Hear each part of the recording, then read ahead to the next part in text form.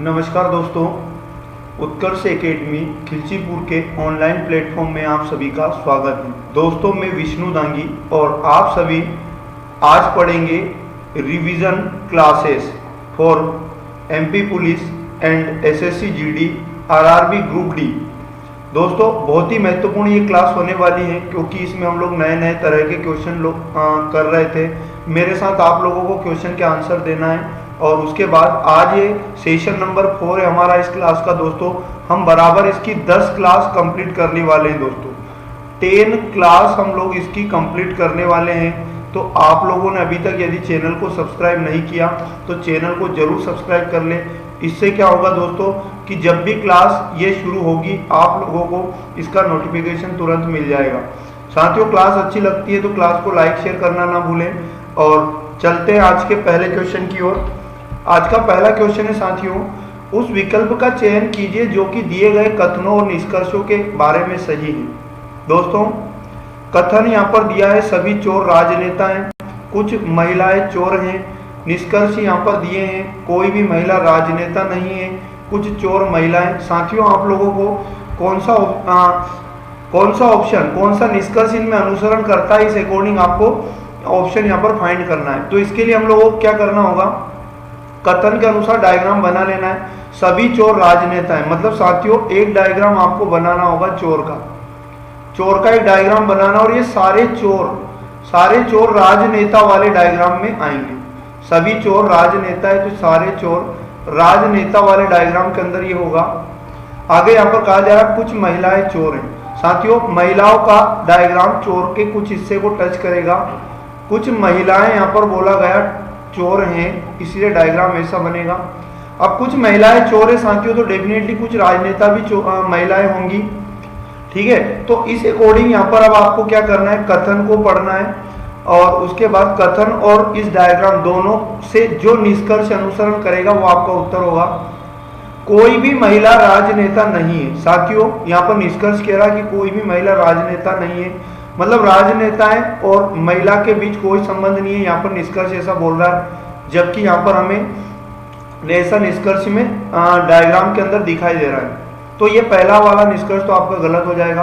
कुछ चोर महिलाएं, साथियों कुछ चोरों का हिस्सा महिलाओं के हिस्से में आ रहा है क्या, तो बिल्कुल देखिए यहाँ पर कुछ चोर महिलाएं, तो इस अकॉर्डिंग यहाँ पर दूसरा वाला निष्कर्ष अनुसरण करता है, यानी कि दूसरा वाला निष्कर्ष अनुसरण करता है। तो यहाँ पर कौन सा ऑप्शन आपको लगाना है एग्जाम के अंदर, तो सी वाला राइट आंसर होगा। सी वाला राइट आंसर होगा दोस्तों, केवल निष्कर्ष 2 अनुसरण करता है। साथियों, एक बार क्लास को सभी शेयर कर दीजिए और लाइक कर दीजिए, उसके बाद आप बढ़ेंगे अगले क्वेश्चन की ओर। तो साथियों, बहुत ही महत्वपूर्ण क्लास होने वाली है। सभी प्रतियोगी परीक्षाओं के लिए ये क्लास आप लोगों की रामबाण साबित होने वाली है। तो दोस्तों, पूरी क्लास को अंत तक देखना है, बहुत ही मजे आगे अच्छे क्वेश्चन आने वाले हैं। एडवांस मैथ को भी इसमें कवर किया गया है। तो साथियों, अगला क्वेश्चन आपके सामने रहा, नीचे दिए गए क्रम में अगली आकृति कौन सी आएगी। साथियों, यहाँ पर आकृतियों का 3 क्रम दिया गया, यहाँ पर अगला क्रम कौन सा होगा आकृतियों का, ये आपको बताना है। तो दोस्तों, मैं आप लोगों को बता दूं कि यहाँ पर देखिए ये आकृतियों का ये क्रम जो है किस अकॉर्डिंग आगे बढ़ रहा है, ये मायने रखता है। पहले हम लोगों को समझना होगा कि ये क्रम किस अकॉर्डिंग आगे बढ़ रहा है। साथियों, यहाँ पर इस वृत्त के अंदर एक लाइन थी, अब यहाँ पर अब दो सीधी रेखाओं ने इसको काटा। साथियों, 2 के बाद अब यहाँ समझो 2 थी, अब 3 हो गई। अगली आकृति क्या होना चाहिए साथियों, हर बार एक सीधी रेखा यहाँ पर बढ़ रही है तो अब 4 होनी चाहिए। दोस्तों, अब यहाँ पर 4 सीधी रेखाएं होनी चाहिए। तो 4 सीधी रेखाएं किस ऑप्शन में, ए वाले में, ए वाला राइट आंसर है। लेकिन साथियों, 4 सीधी रेखाएं अब बी वाले ऑप्शन में भी है, ध्यान से समझना है, क्योंकि बहुत सारे मेरे भोले वाले साथी क्या करते हैं एग्जाम के अंदर गलत करके। क्या यहाँ पर दोस्तों बी वाला ऑप्शन सही होगा, तो नहीं होगा। वो किस लिए नहीं होगा, क्योंकि साथियों 4 1 2 3 4 5 आपको सब कुछ दिख रहा है, लेकिन साथियों ये लाइन यहाँ पर कटी हुई है, पूरी नहीं हो रही, इसलिए ये वाला गलत हो जाएगा। तो राइट आंसर ए होगा साथियों। तो यहाँ ध्यान रखना है, ये आकृति के 1 या 2 क्वेश्चन हर एग्जाम के अंदर आते हैं। दोस्तों, बढ़ते अगले क्वेश्चन की ओर। अगला क्वेश्चन है, राहुल को 5,000 रुपये प्राप्त हुए, उसने पढ़ाई पर 15%, भोजन पर 58% और कपड़ों पर 10% खर्च कर दिया। उसकी बचत होगी। बचत आपको बताना साथियों, तो बहुत आसान तरीका मैं इसको बताने वाला हूं, जल्दी से आप लोगों को आंसर देना है साथियों। उसका खर्च कितना परसेंट हो गया हम लोग चेक कर लेते हैं। खर्च की मैं अगर बात करूं तो यहाँ पर बोल रहा है उसने पढ़ाई पर 15%, यहाँ लिख लेता हूं साथियों, पढ़ाई पर जो खर्चा हुआ वो हुआ 15%। इसी प्रकार भोजन पर बताया कि जो भोजन पर खर्चा हुआ वो हुआ साथियों 28%। यहाँ पर आगे बोल रहा है कपड़ों पर जो खर्चा हुआ है वो हुआ 10%।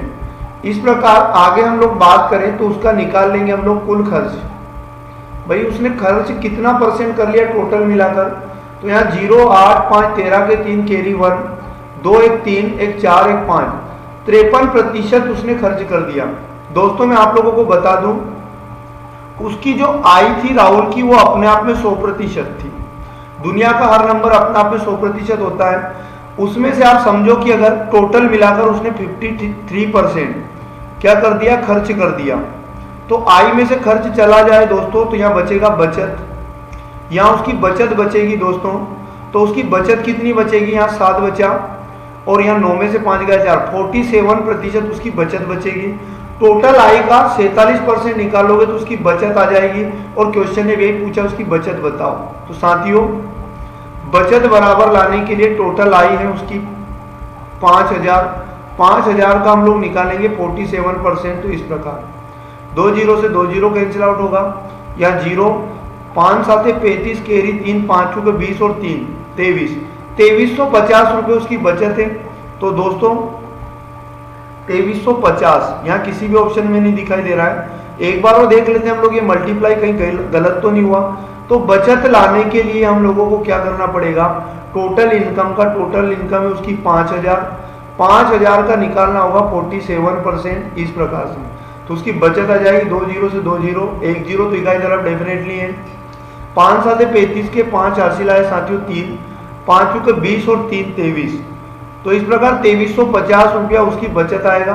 तो यहाँ पर किसी भी ऑप्शन में हमें 2350 नहीं दिया गया, तो साथियों जो इसका राइट आंसर होगा, अभी यहाँ पर किसी भी ऑप्शन में नहीं दिया गया तो लगभग 2300 में दिया गया, तो सी वाला इसका आंसर आप मानोगे। बढ़ते हैं दोस्तों अगले क्वेश्चन की ओर।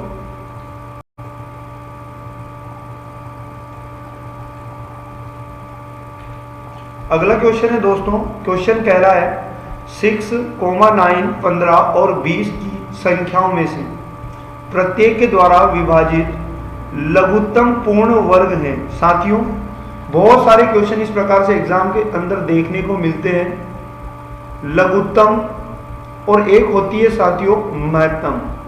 तो मैं आप लोगों को बता दूं, यहाँ पर लघुत्तम पूर्ण वर्ग है, मतलब आपको लघुत्तम संख्या बताना है। संख्या के अंदर लघुत्तम संख्या क्या होती है और महत्तम संख्या क्या होती है साथियों। तो मैं आप लोगों को बता दूं, लघुत्तम जब भी लिखा होता है क्वेश्चन में आपको छोटी से छोटी बताना है, छोटी से छोटी। और महत्तम का मतलब होता है साथियों बड़ी से बड़ी, बड़ी से बड़ी। महत्तम का मतलब होता है बड़ी से बड़ी। तो यहाँ क्वेश्चन ने पूछा एक ऐसी संख्या आपको बताना कि जो 6 से 9 से 15 और 20 से इन सबके द्वारा विभाजित हो जाए, ऐसी लघुत्तम मतलब छोटी से छोटी पूर्ण वर्ग। साथियों पूर्ण वर्ग का मतलब होता है जो किसी ना किसी के वर्ग में आए। तो अकॉर्डिंग टू ऑप्शन आप लोग सेकंड भी नहीं लगने दोगे, ए वाला तो आंसर नहीं होगा साथियों, क्योंकि ये 36 15 से नहीं कटता है और ना ही 20 से कटता है साथियों। लघुत्तम मतलब पहले छोटी आपको देखना होगा। यहाँ सारे ऑप्शन पूर्ण वर्ग हैं दोस्तों, किसी ना किसी संख्या के वर्ग में जरूर आते हैं। बी वाला आपका हो सकता है क्या, हम चेक करेंगे 930 का वर्ग होता है साथियों 900, तो 6 से भी कट रहा है साथियों 900, 9 से भी कट रहा है 900, 15 से भी कट रहा है 15 6 90 यानी 900, 20 से भी कट रहा है दोस्तों। तो बी वाला आपका उत्तर हो जाएगा, बी वाला आपका आंसर हो जाएगा। तो लघुत्तम संख्या जब पूछता है तो छोटी से छोटी बताओगे, और महत्तम संख्या यदि पूछता तो हमें बड़ी से बड़ी संख्या बताना है। आगे बढ़ते हैं साथियों अगले प्रश्न की ओर। अगला क्वेश्चन है दोस्तों, एक डेस्क और कुर्सी की लागत का मूल्य 371 रुपये है। यदि डेस्क की लागत कुर्सी से 12% अधिक है तो डेस्क का लागत मूल्य क्या होगा। दोस्तों क्वेश्चन को करके बताएं, एक बार वीडियो को क्लास को लाइक कर दें और एक बार सभी शेयर कर दें दोस्तों। और यदि चैनल आपने सब्सक्राइब नहीं किया तो जरूर कर लें, क्योंकि दोस्तों 10 प्रैक्टिस क्लास कंप्लीट होने के बाद हम लोग शुरू करेंगे एक कहीं ना कहीं या तो एसएससी जीडी या मध्य प्रदेश पुलिस कांस्टेबल या फिर दोस्तों RRB group D previous year paper इनके सोल्व करने वाले हैं। सभी सब्जेक्ट के कहने का मतलब क्वेश्चन हम लोग इसके अंदर डिस्कस करने वाले हैं, इसलिए क्लास को आप लोग यानी कि चैनल को जरूर सब्सक्राइब कर लें। यहाँ पर क्वेश्चन में बात हुई है डेस्क के बारे में और एक बात हो रही है कुर्सी के बारे में कि साथियों जो डेस्क की कीमत होगी वो कुर्सी से 12% ज़्यादा होगी। यदि कुर्सी 100% की है तो डेस्क होगा 112% का। तो इनकी लागत का मतलब इनकी लागत का अनुपात बना लेंगे। इनकी लागत का अनुपात जो बनाएंगे परसेंट से परसेंट गया, यहाँ 4 से होगा 4 दूनी 8, यहाँ 3 बचेगा, 4 8 32, फिर अनुपात में बना लेंगे 4 से इधर डिवाइड करेंगे साथियों तो यहाँ पर 25 टाइम डिवाइड होगा। और यहाँ पर अब आप समझ सकते हैं डेस्क और कुर्सी के मूल्यों का अनुपात आ चुका है और यहाँ पर इसका योग दिया है, क्वेश्चन में दिया है कुर्सी और डेस्क दोनों के मूल्य का योग 371। तो साथियों यहाँ पर जो वैल्यू रेशो में बनी है 28 और प्लस करेंगे 25, यहाँ पर इधर भी योग करेंगे दोनों के रेशो का तो ये वैल्यू बराबर हो जाएगी 371 के। अब यहाँ पर इनको जोड़ेंगे साथियों तो यहाँ पर बनेगा 53 अनुपात बना 371। तो एक अनुपात बराबर होगा दोस्तों 371/53। तो यहाँ पर जब हम लोग इसे 53 से डिवाइड करेंगे तो 7 टाइम होगा, यानी एक अनुपात बराबर आया साथियों 7। एक अनुपात बराबर आया 7। डेस्क का लागत मूल्य आपको बताना है। तो साथियों डेस्क का लागत मूल्य कब आएगा? जब डेस्क के रेशो से आप एक रेशो का गुणा करोगे। 7 8 56 केरी 5, 7 दूनी 14 और 5 होता है साथियों 19। 196 रुपये डेस्क की कीमत यहाँ पर निकल कर आएगी। ऑप्शन नंबर बी को आप लोग देख सकते हैं। तो साथियों चीजें आसान है, बस चीजें आपको करना आनी चाहिए।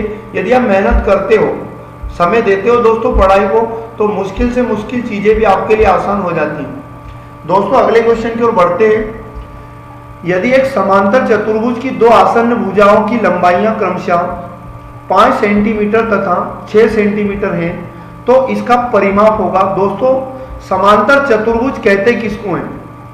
समांतर चतुर्भुज इस प्रकार से होता है साथियों जिसकी लंबाई चौड़ाई के बराबर होती है। साथियों जिसकी लंबाई चौड़ाई के बराबर होती है, आमने सामने की भुजाएं बराबर हो, मतलब आयताकार होता है लेकिन थोड़ा तिरछा होता है। दोस्तों आसन्न भुजाओं का मतलब लंबाई और चौड़ाई आपको बताया गया। एक भुजा 5 है और एक भुजा 6 होगी, तो अगली भुजा भी यहाँ पर साथियों 6 होगी, क्योंकि समांतर चतुर्भुज आपको समझना है। आमने सामने की भुजाएं बराबर होती हैं, यहां लिख सकते हैं दोस्तों आमने सामने की भुजाएं बराबर होती हैं। भुजाएं बराबर होती हैं, भुजाएं बराबर होती हैं। तो साथियों यहां पर क्वेश्चन ने पूछा इसका परिमाप क्या होगा। परिमाप का मतलब होता है साथियों किसी भी आकृति का परिमाप क्या होता है। तो परिमाप होता है साथियों सभी भुजाओं का योग। सभी भुजाओं का योग ही आपका परिमाप होगा। तो यहाँ पर आराम से आप लोग परिमाप, कोई फॉर्मूले जरूरी नहीं है दोस्तों, कुछ चीजें ऐसी होती जो कंसेप्ट से आ जाती है। परिमाप होगा साथियों इन सभी भुजाओं का योग, ये भी 5 होगी। आमने सामने की भुजाएं बराबर है समांतर चतुर्भुज में। 6 में 6 जोड़ेंगे साथियों 6 + 6, फिर आगे अगर मैं बात करूं तो प्लस करेंगे 5 + 5। तो यहाँ पर जो बनेगा दोस्तों वो बनेगा 6 6 12 और 12 10 बनेगा साथियों 22। तो कहने का मतलब 22 सेंटीमीटर आ जाएगा इसका परिमाप, पेरीमीटर। तो साथियों चीजें आसान है, बस वही मैं आपसे बार बार दोहरा रहा हूँ। प्रैक्टिस करिए, मेहनत करिए, एक जगह बैठकर दोस्तों पढ़ाई को समय दीजिए, डेफिनेटली कहीं ना कहीं का एग्जाम आपका जरूर निकलेगा। बढ़ते हैं दोस्तों अगले क्वेश्चन की ओर। अगला प्रश्न है साथियों आपके सामने लुप्त। अगला प्रश्न है दोस्तों आपके सामने लुप्त अक्षर या अक्षरों को चुनकर श्रृंखला को पूरा कीजिए। यानी कि दोस्तों मिसिंग अल्फाबेट, मिसिंग अल्फाबेट बहुत ही महत्वपूर्ण है, हर एग्जाम के अंदर क्वेश्चन आते हैं साथियों। तो इसके लिए आपको क्या करना होगा, जल्दी से सभी आंसर देना है साथियों। इसके लिए आपको क्या करना होगा, ये टोटल अल्फाबेट काउंट करना होगा साथियों। सबसे इंपॉर्टेंट है कि टोटल अल्फाबेट को काउंट कर लिया जाए। तो 1 2 3 4 5 6 7 8 9 टोटल अल्फाबेट है साथियों 9, और 9 में किस किस का भाग जा सकता है, 3 का और 9 का। तो दोस्तों पहले हम लोग इसमें 3-3 के पेयर बना लेंगे, 1 2 3। इस प्रकार से आप लोग चाहे तो 3-3 के पेयर बना सकते हैं, फिर 1 2 3, फिर यहाँ पर 1 2 3, ये 3 के पेयर बना सकते हैं। तो साथियों आपको ये समझ में आएगा कि यहाँ पर रिपीटेशन अल्फाबेट चलता है या फिर प्लस माइनस होता है अल्फाबेट में। तो ए बी ए साथियों, इससे पहले ए बी तो लिखा है, क्या होना चाहिए, ए होना चाहिए, ए बी ए, और ए बी ए फिर से मिला। अब यहाँ बीच वाला मिल गया बी, तो आगे क्या होना चाहिए, ए, और ए बी के बाद वापस से पुनः दोस्तों ए। तो इस प्रकार से एक रिपीटेशन चलता है साथियों मिसिंग अल्फाबेट में, A B A, A B A, A B A. तो सिंपल है, ट्रिपल ए हम लोगों ने फिल किया। तो यही आपसे पूछा था क्वेश्चन में कि मिसिंग अल्फाबेट ज्ञात कीजिए, मतलब लुप्त, जो श्रृंखला लुप्त है वो बताइए। ट्रिपल ए हमने यहाँ पर फाइंड किया, तो राइट आंसर होगा ए वाला साथियों। यहाँ पर ट्रिपल ए हमने फाइंड किया और ए वाला ऑप्शन आपका राइट आंसर होगा। आगे बढ़ते हैं अगले प्रश्न की ओर। अगला प्रश्न है साथियों, यहाँ पर क्वेश्चन कह रहा है कि निम्न दिए गए 4 पतों में से नीचे दिए गए पते के ठीक समान कौन सा एक नहीं है। इसका मतलब यह है साथियों कि नीचे एक पता दिया गया है, ये वाला आप लोगों को, इस पते के समान जो 4 ऑप्शन दिए गए हैं उनमें कौन सा ऑप्शन नहीं है वो आपको बताना है। तो इसके लिए आपको क्या करना पड़ेगा, इस पते में जैसे आपको ये समझना है HASS हो, तो यहाँ भी लिखा है साथियों HASS हो, HASS हो, HASS हो, HASS हो। जल्दी जल्दी आप लोगों को एक एक शब्द को पढ़ के समझ लेना है। यहाँ पर लिखा LANGHOLZ, यहाँ भी सेम टू सेम लिखा, यहाँ भी सेम टू सेम लिखा, यहाँ भी सेम टू सेम लिखा, और चौथे ऑप्शन में भी सेम लिखा। अभी हमें जो समान नहीं है, जो एक जैसा इस पते के समान नहीं होगा, वो आपका उत्तर होगा। अगला है साथियों ये वाला LEHMBERGERSTR। तो साथियों इसको भी चेक करो, इसको भी चेक करेंगे, और उसके बाद LEB। साथियों देखिए यहाँ पर LEH शब्द यहाँ पर है LEH, और यहाँ पर है LEB। तो सी वाला इस पते के समान नहीं है साथियों, यहाँ मिल चुका है, यहाँ लिखा है LEB, जबकि सभी ऑप्शन में लिखा है LEH LEH LEH। तो सभी ऑप्शन एक जैसे, बस तीसरा वाला। तो मेरे प्यारे साथियों इसमें आप लोगों को क्या करना पड़ेगा, ध्यान पूर्वक चीजों को समझना पड़ेगा। जल्दबाजी करोगे दोस्तों तो गलत करके आ जाओगे एग्जाम के अंदर, और पता है फिर आप लोगों को 1 नंबर तो बहुत बड़ी बात होती है। साथियों बढ़ते अगले प्रश्न की ओर जल्दी से हम लोग।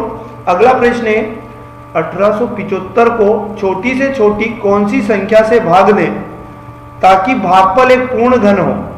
अकॉर्डिंग टू ऑप्शन, जिस भी ऑप्शन का भाग लगाओगे छोटे से छोटे, और भागफल जो पूर्ण घन प्राप्त होगा वही आपका उत्तर होगा। तो इसके लिए सॉल्यूशन आप लोग समझिए, आपको 1875 के करना होगा साथियों फैक्टर, 5 से डिवाइड करो, 5 से कम 5, 5 7 35, 50 25, फिर 5 से काटेंगे दोस्तों 5 3 15, 50 25, 5 से फिर काटेंगे 5 7 35, फिर 7 1 जा 7।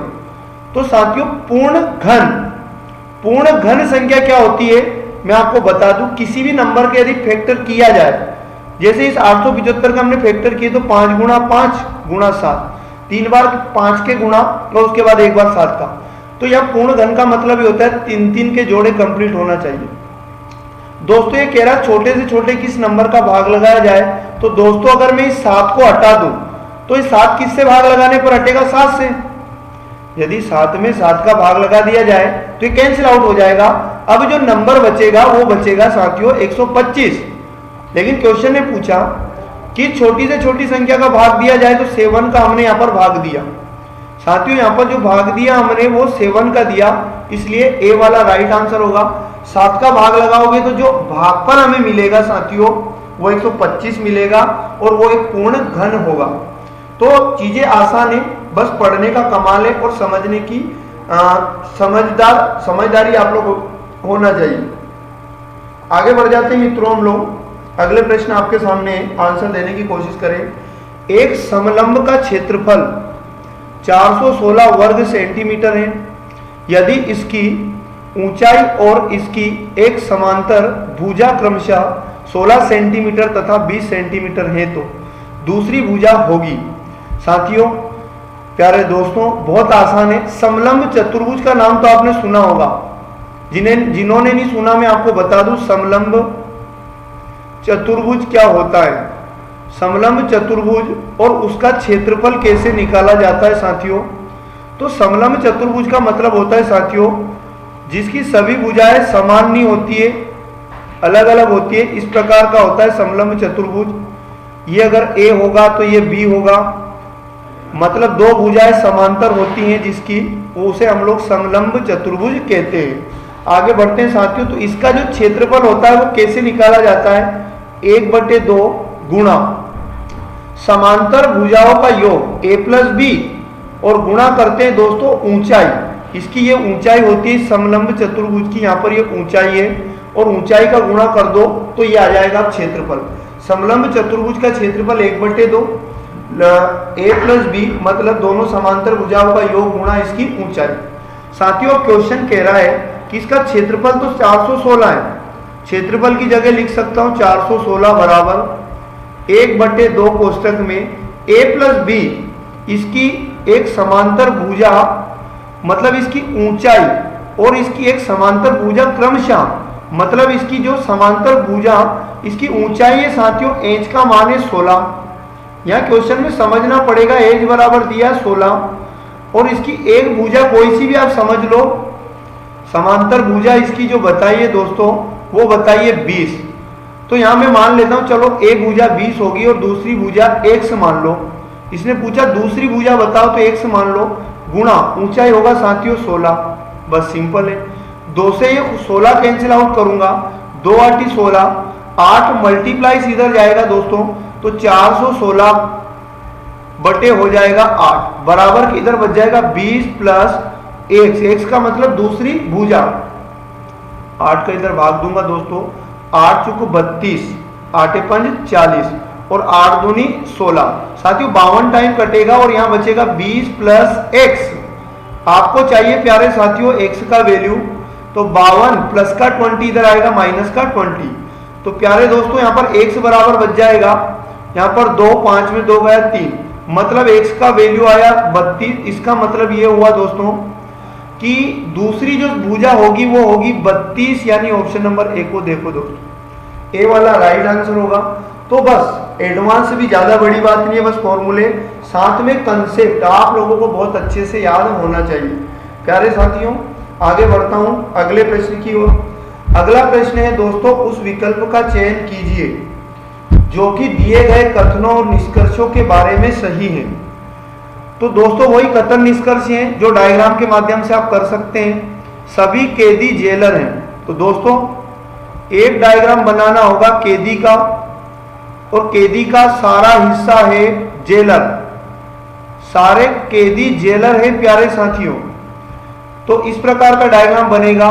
कोई जेलर क्यूरेटर नहीं है, मतलब प्यारे साथियों जेलर कोई भी टच नहीं करेगा किस डायग्राम को, क्यूरेटर नहीं होगा कोई भी जेलर। और साथियों जब क्यूरेटर जेलर के साथ नेगेटिव हुआ, इसका मतलब क्यूरेटर डेफिनेटली कैदी के साथ भी क्या होगा, नेगेटिव ही होगा, क्योंकि कैदी किसके अंदर है, जेलर के अंदर। आगे बढ़ जाते हैं साथियों, निष्कर्ष कौन सा निकलता है हम लोगों को ये समझ लेना। कोई कैदी क्यूरेटर नहीं है। क्वेश्चन ने बोला कि कोई हमारा जो निष्कर्ष बोल रहा है दोस्तों, कोई कैदी क्यूरेटर नहीं है। तो प्यारे साथियों यहां पर आप समझिए कि क्यूरेटर और कैदी के बीच डायग्राम में भी डेफिनेटली नेगेटिव संबंध ही होगा। क्यों होगा, क्योंकि जेलर जब क्यूरेटर नहीं हो सकता तो वो कैदी भी कदाचित नहीं हो सकता। इसलिए पहला वाला निष्कर्ष तो आपका सही होगा। अगला निष्कर्ष, सभी कैदी क्यूरेटर है। क्या कैदी का सारा हिस्सा क्यूरेटर के पास है? तो साथियों प्यारे साथियों आप समझ सकते हैं कि जब क्यूरेटर जेलर के साथ नेगेटिव है, इसका मतलब कैदी के साथ भी वो डेफिनेटली नेगेटिव है, तो हो ही नहीं सकता है, मतलब दूसरा निष्कर्ष गलत होगा। तो सिर्फ केवल निष्कर्ष 1 अनुसरण करता ऑप्शन नंबर सी होगा। प्यारे दोस्तों बढ़ते हैं अगले प्रश्न की ओर। अगला प्रश्न आपके सामने रहा। यहां पर कहा जा रहा है प्यारे साथियों, अंकों 1 2 3 0 8 से 4 अंक वाली ऐसी कितनी संख्याएं निर्मित हो सकती हैं जो 10 से भाज्य। प्यारे साथियों, मैं आप लोगों को इसका इतना बेहतर अच्छा तरीका बताने वाला हूं कि आप लोग भी याद करोगे। और एमपी कांस्टेबल वालों मेरे प्यारे साथियों, ये तो आप करके जाना है चैप्टर को।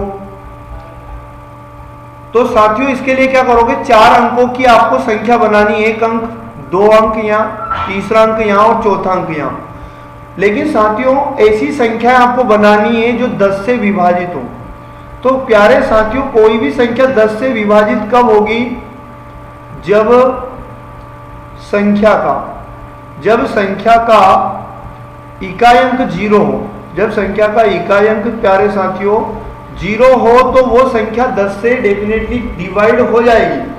तो प्यारे साथियों जो भी वो 4 अंकों की जितनी भी संख्याएं रहेंगी उन सभी संख्याओं में 0 यहाँ आएगा। मतलब ये जो स्थान होगा लास्ट वाला इस संख्या का इकाई स्थान 1 2 3 4 5। प्यारे साथियों यहां पर अगर मैं बात करूं टोटल अंक कितने हैं, टोटल अंक हमारे पास है प्यारे साथियों 5। 5 में से जो इकाई वाला स्थान है वो कितने प्रकार से भरा जाएगा, तो पहला स्थान तो एक ही प्रकार से आएगा, क्योंकि जो इकाई स्थान है यहाँ तो सिर्फ 0 के अलावा कुछ नहीं आ सकता। क्योंकि 0 के अलावा अगर कुछ यहाँ लिख देंगे हम लोग तो फिर ये संख्या कहने का मतलब 10 से विभाजित नहीं होगी। इसलिए प्यारे साथियों ये वाला जो स्थान होगा इस अंक का वो एक प्रकार से भरा जाएगा। अब यहां चलते प्यारे साथियों 5 अंक में से एक अंक यहां फिक्स हो जाए तो अगला अंक यहां कौन सा आ सकता है। तो प्यारे दोस्तों ये वाला स्थान एक अंक कम हो जाएगा, मतलब 4 तरीके से यहां पर 4 अंक में से कोई भी एक हो सकता है। प्यारे साथियों अगला जो स्थान है यहाँ 2 अंक कंप्लीट होगा, 3 अंक कुछ भी आ सकते हैं, बचे हुए 2 अंक प्यारे साथियों यहाँ पर कुछ भी आ सकते हैं। अब इनका मल्टीप्लाई कर लीजिए प्यारे साथियों, आपका आंसर आ जाएगा। क्रमचय और संचय बहुत ही महत्वपूर्ण चैप्टर होता है साथियों। परमुटेशन एंड कॉम्बिनेशन इसी के द्वारा प्रायतः सोल्व होती है। 4 3 12 और 12 दूनी होगा साथियों 24। तो ऐसी 24 संख्याएं यहाँ पर बनाई जा सकती है। 24 राइट आंसर होगा प्यारे दोस्तों। तो बढ़ते हैं अगले प्रश्न की ओर।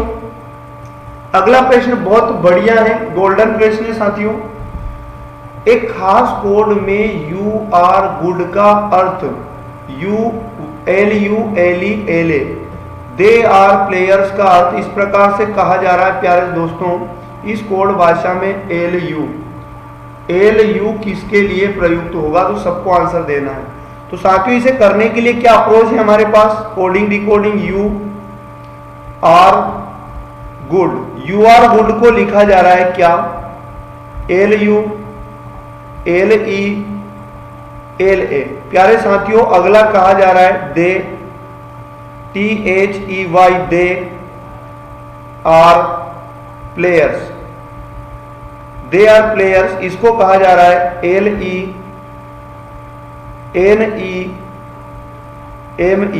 तथा he is HEIS good. He is good इसका तात्पर्य बताया साथियों LASISU। प्यारे साथियों इस वाले टाइप में आपको क्या करना है, आपको कॉमन नंबर देखना है। जैसे प्यारे दोस्तों पहले और दूसरे लाइन में अगर मैं चेक करूं तो क्या कॉमन दिखाई दे रहा, तो R। यहाँ दोनों जगह R दिखाई दे रहा, तो इधर भी पहले और दूसरे में क्या दिखाई दे रहा हमें, तो यहाँ दिखाई दे रहा है दोस्तों LE। यहाँ दोनों जगह है प्यारे साथियों LE। तो यहाँ आप कह सकते हो दोस्तों कि R का जो कोड होगा वो होगा LE। आगे कैसे करोगे दोस्तों, पहले और तीसरे में आपको चेक करना होगा कि क्या कॉमन है, गुड। यहाँ पर गुड कॉमन है पहले और थर्ड में, और यहाँ पहले के साथ थर्ड यहाँ भी देखना पड़ेगा कि क्या कॉमन होगा साथियों। तो यहाँ पर L और A कॉमन होगा, तो यहाँ कह सकते हो कि गुड का जो कोड होगा वो होगा प्यारे साथियों LA। आगे बढ़ते हैं प्यारे दोस्तों, और क्या कोड यहाँ पर, अब हमारे पास दूसरे और तीसरे में कोई कॉमन नहीं है, यहाँ पर भी दूसरे और तीसरे में कोई कॉमन नहीं है। तो प्यारे साथियों जो बचे हुए शब्द हैं, जैसे यहाँ पर बचा ऊपर U, और यू के सामने क्या बाकी सब कॉमन आ चुके, एल यू। तो प्यारे साथियों एल यू का जो कूट होगा वो क्या होगा, यू होगा, यानी सी वाला राइट आंसर। एग्जाम में क्वेश्चन में भी पूछा गया कि एल यू का कूट क्या होगा, तो राइट आंसर होगा साथियों यू, वाई और यू। तो इस प्रकार से इसे आप सॉल्व कर सकते, किसी भी शब्द का कोड आप लोग बता सकते। तो बढ़ते प्यारे साथियों अगले प्रश्न की ओर।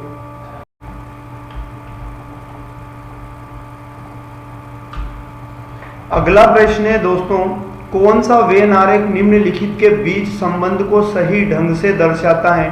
दोस्तों ये जो वेन आरेख आप लोगों को दिखाई दे रहे हैं, इन वेन आरेख में आप लोगों को क्या करना है, ए बी सी डी ये 4 ऑप्शन में से कौन से वाले ऑप्शन का वेन आरेख टेलीफोन, वायुयान और मकड़ी इनके बीच में संबंध को दर्शाता है दोस्तों।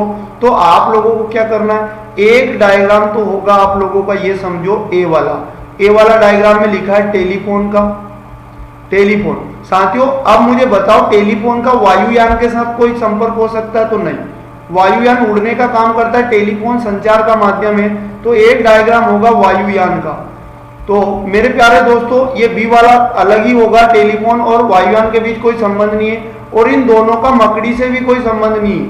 मकड़ी मतलब सी वाला भी इन दोनों से कोई संबंध नहीं रखेगा, इसलिए आपका जो राइट आंसर होगा सी वाला ऑप्शन होगा, मतलब अलग अलग। साथियों यहाँ बोला गया कौन सा वेन आरेख इन टेलीफोन, वायुयान और मकड़ी के बीच में संबंध को दर्शाता, तो सी वाला। तो दोस्तों डायग्राम के माध्यम से आपको संबंध बताना होता है, एग्जाम के लिए बहुत ही महत्वपूर्ण होता है। अगले क्वेश्चन की ओर बढ़ते हैं साथियों।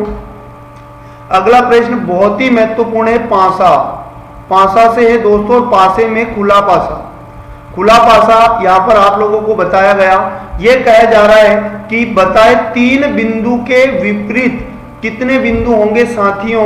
तो ये जब भी खुला पासा आपको बताता है इसमें विपरीत अंक आपको देखना आना चाहिए।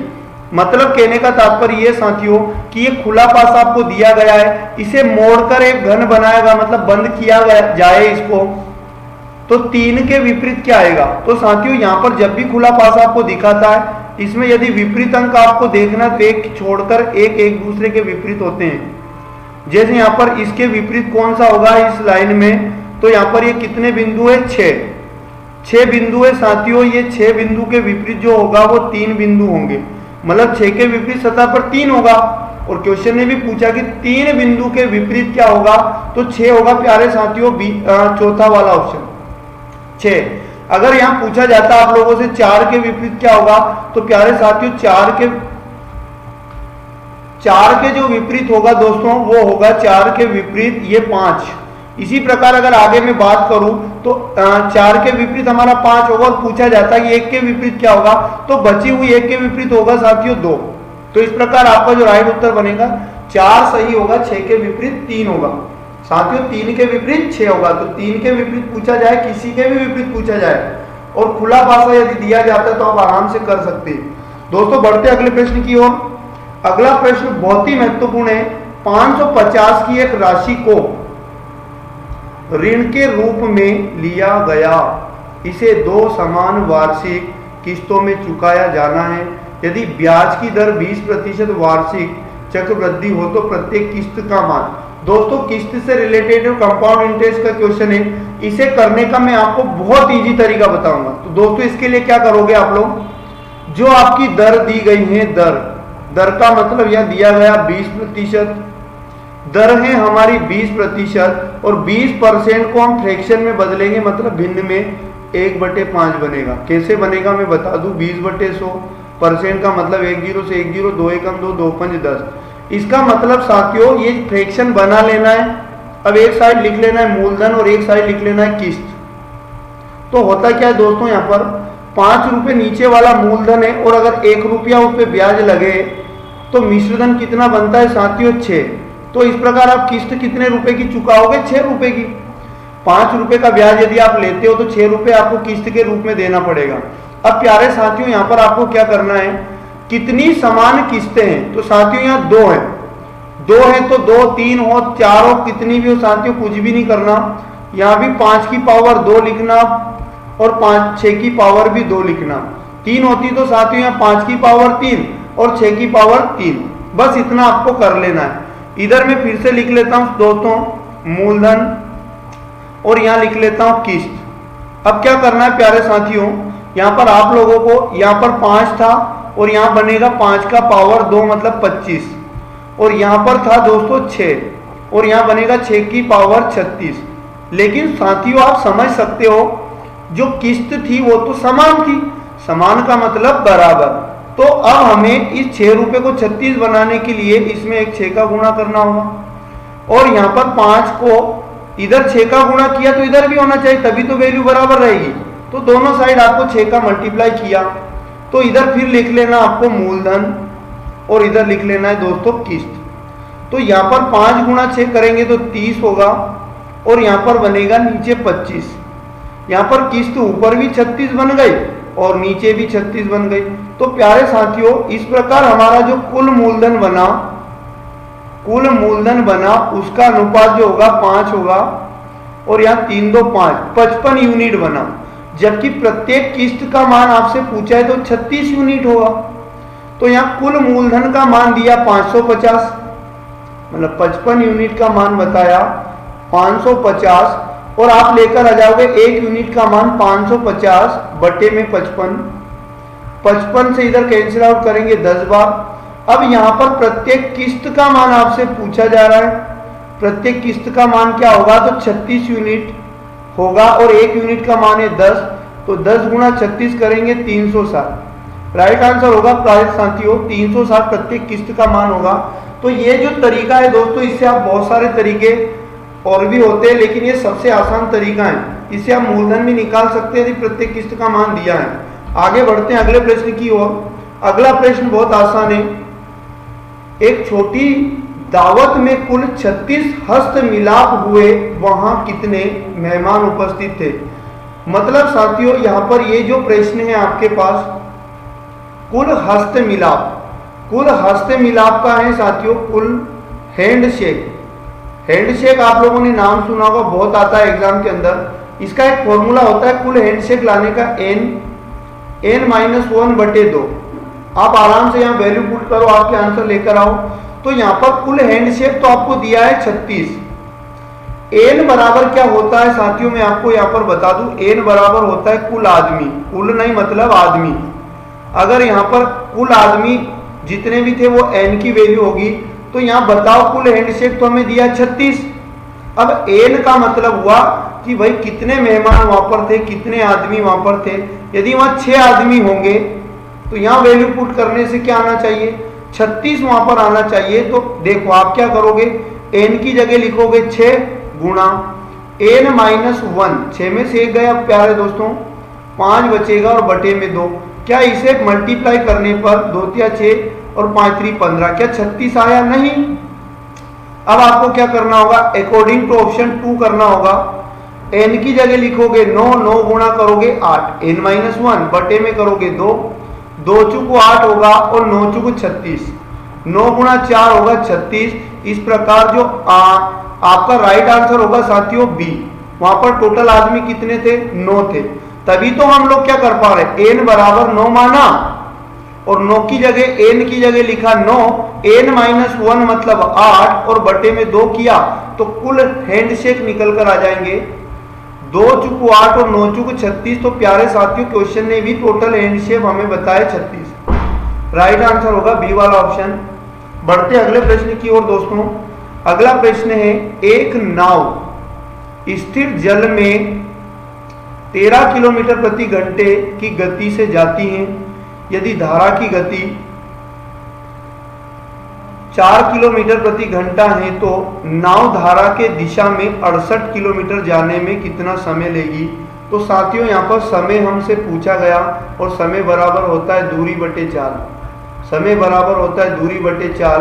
तो समय बराबर निकालने के लिए दोस्तों दूरी तो हमारे पास दिया है क्वेश्चन में 68 किलोमीटर, लेकिन समय लाने के लिए दूरी तो हमारे पास गिवन है, चाल हमें नहीं बताया। तो चाल कैसे निकालेंगे, तो धारा की दिशा में चाल कैसे निकाली जाती है, धारा की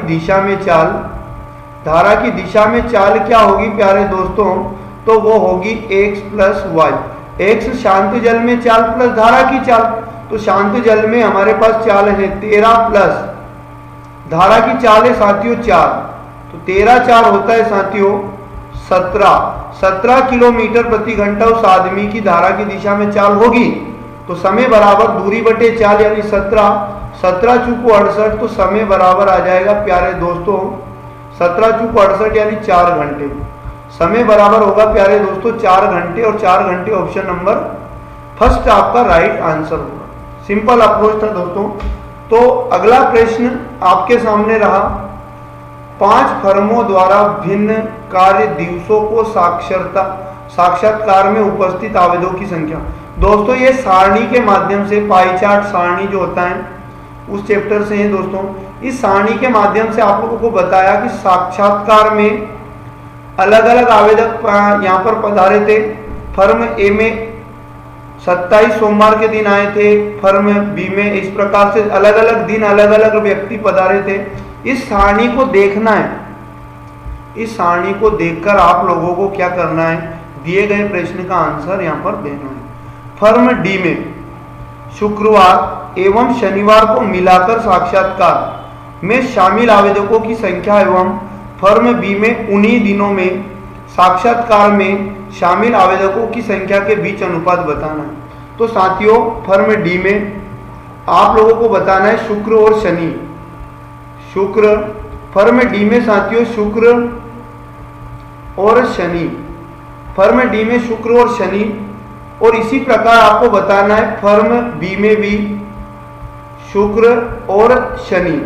तो साथियों यहाँ डायग्राम में चार्ट में हम लोग देखेंगे, इस सारणी में हम लोगों को देखना है कि फर्म डी में शुक्र और शनि के दिन कितने लोग पहुंचे, तो ये फर्म डी है। इसमें जो शुक्रवार के दिन लोग गए थे वो 15 थे और शनिवार के दिन 20 थे।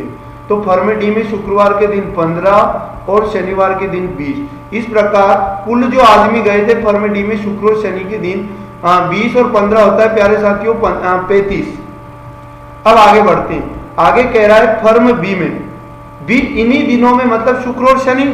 तो फर्म बी में हम लोगों को चेक करना होगा, शुक्र और शनि 10 थे और शनिवार को 26 थे। तो यहाँ भी 26 प्लस 10 हमें जोड़ लेना है, तो यहाँ बनेगा 36। तो इनके बीच में अनुपात पूछा प्यारे साथियों, तो बनेगा 35:36। 35:36 ऑप्शन नंबर 5 देखिए, 35:36 इन आवेदकों की संख्या के बीच में अनुपात पूछा था। बस प्रश्न पढ़ना आना चाहिए और बस सारणी में देखकर आंसर लेकर आना होता है। आगे बढ़ते हैं दोस्तों, तो आगे प्रश्न नहीं है। आज की क्लास में हम लोग इतना ही पढ़ेंगे साथियों। तो आप सभी जानते हैं, बहुत सारे मेरे साथी, जैसे कि अभी लॉकडाउन चल रहा है दोस्तों, मैं आपको बता दूं, बात कड़वी है लेकिन सत्य होगी। लॉकडाउन है लेकिन पढ़ने से कोई मना नहीं है, क्लासें आपकी चल रही हैं दोस्तों। आप चैनल को सब्सक्राइब कर लें, रेगुलर जो क्लासें आपके सामने आ रही हैं उनको पढ़ें निरंतर, रेगुलर दोस्तों। मन को कमजोर ना होने दें, क्योंकि लॉकडाउन दोस्तों 1 महीने 2 महीने 4 महीने, आप लोग पिछले साल भी आपने देखा था पूरा साल स्टूडेंट्स यानी छात्रों का बर्बाद हो चुका है। और परीक्षाएं आएंगी समय पर और समय पर जाएंगी साथियों। परीक्षाएं आपके पढ़ने का वेट नहीं करेंगी ना। आप यदि एग्जाम के अंदर फेल होते हो तो उसकी जिम्मेदार कोई सरकार नहीं होगी दोस्तों, क्योंकि लॉकडाउन लगाना सरकार की भी मजबूरी है।